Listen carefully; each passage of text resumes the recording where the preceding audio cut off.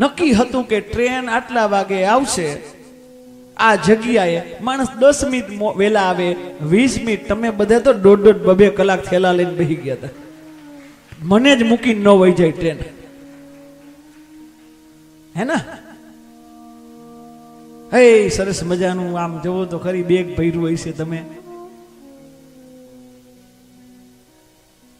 અહીંયા બધું મળે, તમને બધાને ખબર છે કે અહીંયા બધું મળે, હે ને?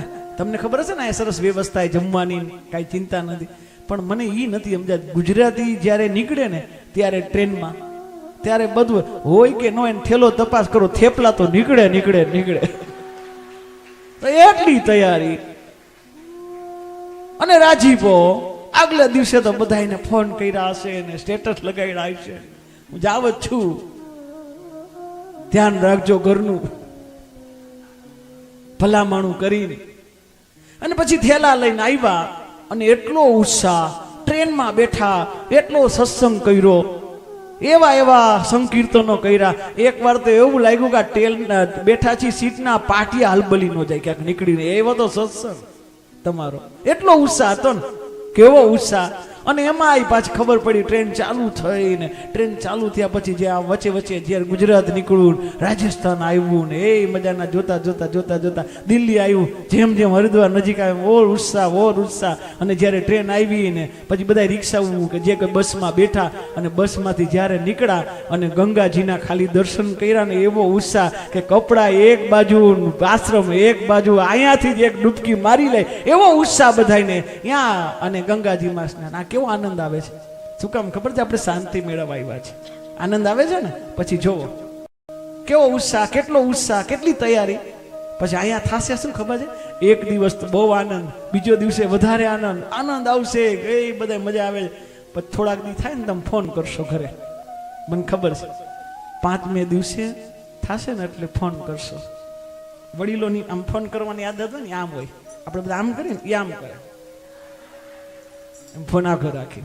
પછી એમ કહેશે જય શ્રી કૃષ્ણ, જય સ્વામિનારાયણ. એટલે સામેથી એમ કે હા જય શ્રી કૃષ્ણ, જય સ્વામિનારાયણ. આ બધાનો જેને જેને ઘરે ફોન કરશો. પછી અહીં પૂછશી તમે બધાય મજામાં છો ને? અહીંયાથી આપણે તમે બધાય મજામાં, સામેથી જવાબ આપશે તમે અહીંયા છો એ જ મજા છે. આ બધા મજામાં, એવો આનંદ આવે. પછી આપણે આપણું ઘર સાંભળે, પછી આપણે આપણું ઘર સાંભળે, પછી આપણે જાય, છેલ્લે પૂર્ણાહુતિ થાય, વળી બધું થેલા પેક કરીએ, વળી બધું જે કંઈ ખરીદી શોપિંગ થઈ હોય. મને એ કરોડપતિ બનીને તમે આવો છો અહીંયા, પણ મને છેલ્લો દિવસ હોય ને, મને એમ લાગે થોડુંક આમ દયા આવી જાય, આમ થોડુંક ચિત્ર જોઈએ. તમને એકને નહીં, બધાને મેં બધો અનુભવ કર્યો. છેલ્લે આમ કરોડપતિને આવ્યા અને અહીંયાથી જાઓ ને એટલે કુલી બનીને જાશો.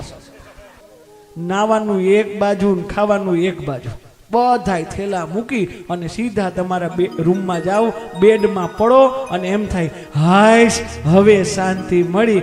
આ લેવા તો આપણે હાથ દી અહીંયા આવ્યા હતા, મળી ક્યાં?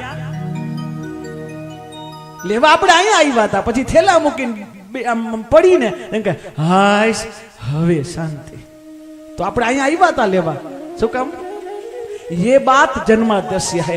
आज तत्व जन्माद्यस्य. आपने शांति नहीं મળતી. શું કામ? કે જેમાંથી આપણે જન્મ લીધો છે એના ચરણ સુધી નહીં જાય ત્યાં સુધી શાંતિ નહીં મળે, નહીં મળે, નહીં મળે. જેમ ઘરેથી આવ્યા છીએ અને ઘરે નહીં જાય ત્યાં સુધી શાંતિ ન મળે, એમ ભગવાનના ઘરેથી આવ્યા મારા વાલા, જ્યાં ભગવાનના ચરણમાં નહીં જાય ત્યાં લગી તો શાંતિ નહીં મળે, નહીં મળે, નહીં મળે. ભગવાનના ચરણમાં શાંતિ છે, ભગવાનના ચરણમાં શાંતિ. યાદ રાખજો, ભગવાનના શરણ ગ્રહણમાં શાંતિ ત્યાં સુધી સંસારમાં નથી, નથી, નથી. ગમે તેટલું ગોતશું, સુખમાં ગોતશું, સાધ્યમાં ગોતશું, તો એ શાંતિ નથી, નથી, નથી.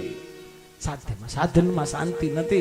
કોઈ સાયકલ વાળો એમ વિચારે સ્કૂટર લઈ લો, સ્કૂટર વાળો એમ વિચારે ગાડી લઈ લો, ગાડી વાળો એમ લે કે પ્લેનમાં જાઓ, પ્લેન વાળો એમ કે પ્રાઇવેટ જેટમાં જાઓ. પછી પડે માંદો એટલે ડોક્ટર એમ કે સાયકલ હલાવો. તો અત્યારે ઈ જ કરતો હતો પેલા મારા વાલા. આ તો ચકેડું લઈને પાછો ત્યાં જ આવ્યો. શાંતિ એને હાલવામાં હતી, ત્યાં લગી હાલવાનું ન કરે ડોક્ટર, ત્યાં લગી એને શાંતિ નહીં મળે, નહીં મળે, નહીં મળે. આ સર્કલ ઓફ રાઉન્ડ, જ્યાંથી નીકળ્યા ત્યાં જ જવાનું છે.